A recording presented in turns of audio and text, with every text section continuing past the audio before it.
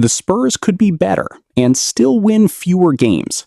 FanDuel has set San Antonio's 2026-27 win total at 60.5. ESPN projects another 62-20 record, and a new Pounding the Rock survey is asking whether the team can beat last season's 62 victories. That sounds reasonable until one detail changes the entire question. The Spurs needed to finish 30-4 after February 1 just to reach that number. The roster is deeper, the core is older, and the path through the West may be more open. But repeating one of basketball's hottest finishes is a different challenge. By the end, we will decide whether 61 wins is realistic, whether 63 is likely, and why San Antonio could become more dangerous even if its record declines. The first distinction is simple but essential. Beating the 60.5 line requires 61 victories. Improving on last season requires at least 63. Before February 1, San Antonio was 32-16, the equivalent of roughly a 55-win pace across 82 games. From that point forward, the Spurs won 30 of 34, an extraordinary pace of more than 72 wins. Neither segment tells the complete story by itself. The early record probably undersold what the team became, while the final surge set a standard almost no contender can reproduce. That is why the full season evidence matters more than the streak. And that evidence says the Spurs were legitimately elite. They finished third in offensive rating, third in defensive rating, and third in net rating, outscoring opponents by 8.4 points per 100 possessions. San Antonio and Boston were the only teams to finish in the top 5 at both ends. The Spurs also improved their net rating by 11.2 points from the previous season, the 5th largest year-to-year jump by any team in the last 30 years. Those are not the numbers of a team that reached 62 wins through close game luck. They describe a sustainable contender. The harder question is whether sustainable excellence is enough to recreate an exceptional record.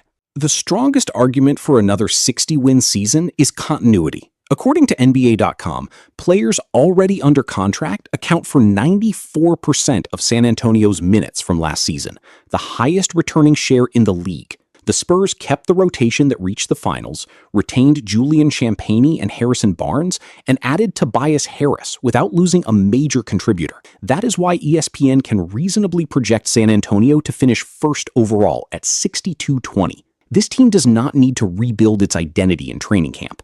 It begins with a proven top 3 foundation. But continuity protects the floor more easily than it raises an already enormous ceiling. Harris is the clearest example of what that continuity can become. He averaged 13.3 points and 5.1 rebounds in 63 starts for Detroit, then increased those numbers to 18.1 points and 7.2 rebounds in the playoffs. That is the first tangible reason San Antonio should be safer across 82 games. If you want Spurs analysis that separates a better team from a bigger win total, like the video and subscribe, because the first reason to believe in 63 is also the reason San Antonio may decide not to chase it. The Spurs do not need Harris to reproduce that postseason scoring every night. They need him to absorb difficult forward minutes, punish smaller matchups, rebound, and prevent the offense from collapsing when the stars rest. Harris gives Mitch Johnson another credible starter without forcing him to use that player as one. His greatest value may arrive on the ordinary nights when Wembanyama or Fox is unavailable and San Antonio still has to beat an inferior opponent. That is valuable depth. Yet adding a dependable option does not automatically create more possessions for a rotation that was already crowded. Terrace Reed Jr. offers a different form of insurance. The 26th pick averaged 14.8 points, 9.1 rebounds, and 2 blocks at UConn, and the NBA's draft profile described him as polished enough to contribute from day one. But he currently projects behind Wembanyama and Luke Cornett, so readiness does not guarantee regular minutes. Jaden Quaintance is an even clearer long-term investment. After appearing in only 4 games at Kentucky, he underwent another procedure on his right knee in July and has no public timetable to return. The Spurs drafted 2 talented big men, but only Reed should be treated as possible immediate depth. That makes the veteran rotation more important than the draft headlines suggest. The largest source of improvement may already be on the roster. Dylan Harper averaged only 22.6 minutes during the regular season before rising to 26.8 in the playoffs. San Antonio outscored opponents by an astonishing 27 points per 100 possessions when Harper and Wembanyama shared the floor, but that pairing logged only 560 minutes and ranked 33rd among the team's most used combinations.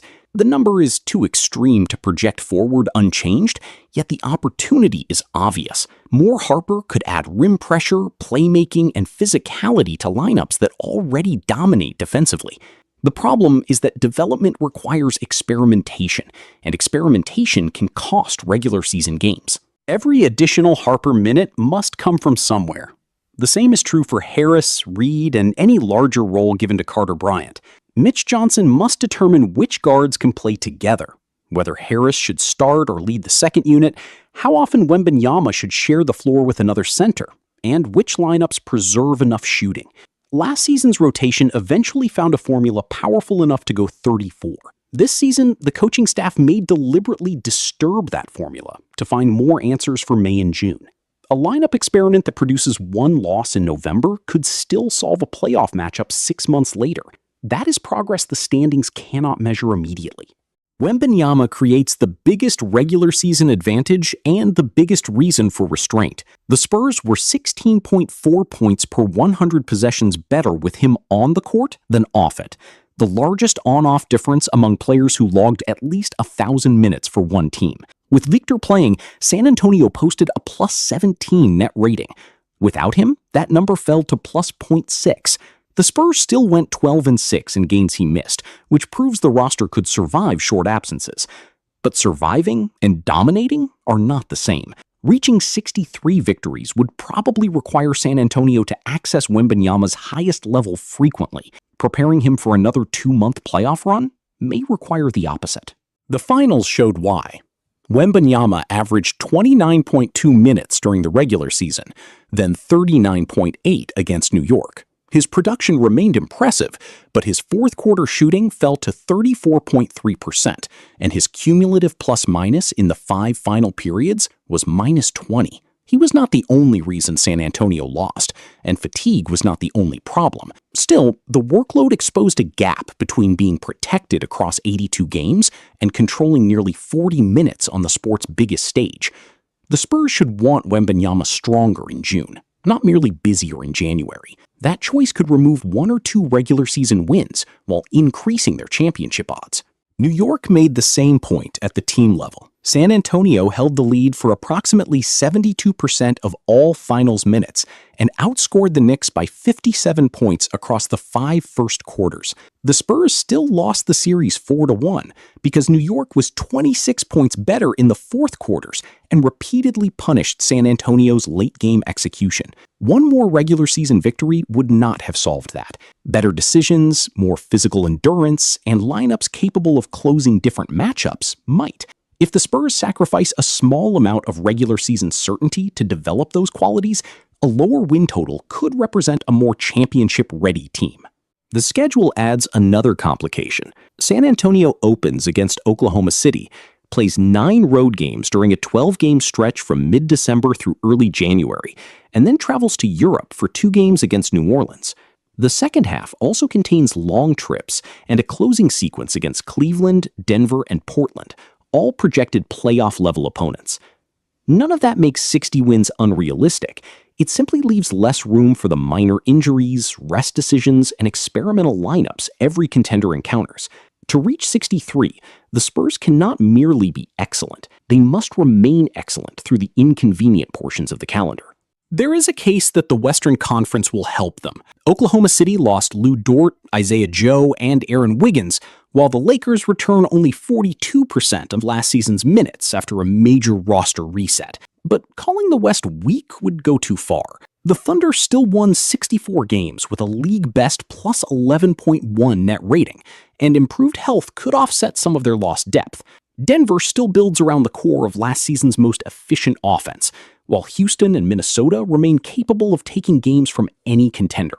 San Antonio also no longer benefits from surprise. Every opponent now sees a finals team, not a young roster ahead of schedule. For the Spurs to win 63 or more, 4 things probably need to happen together. Wembanyama and Fox must avoid extended absences. The non-Wembanyama minutes must improve from roughly neutral to clearly positive. Castle and Harper must create reliable spacing without sacrificing their pressure at the rim. And the new depth must allow San Antonio to beat inferior opponents even when the main rotation is tired. None of those outcomes is unreasonable. Expecting all four across the same season is what makes the number difficult. 63 wins are not simply the product of talent. They require health, continuity, urgency, and favorable variance to arrive at once. That leads to the fairest projection. San Antonio is good enough to win 60 again, and the returning talent gives the team a real chance to clear FanDuel's 60.5 line. But 63 or more is not the most likely result, because last season's 34 finish leaves almost no margin for normal regression. If forced to choose one record, I would project the Spurs at 61-21. One fewer victory, another 60-win season, and a legitimate opportunity to finish first in the West. That prediction is not a vote against improvement. It assumes Harris strengthens the rotation, Harper expands his role, and Wembanyama reaches the playoffs with more ways to control the series. So the final verdict is no. San Antonio should not be expected to beat 62 victories simply because the roster is deeper.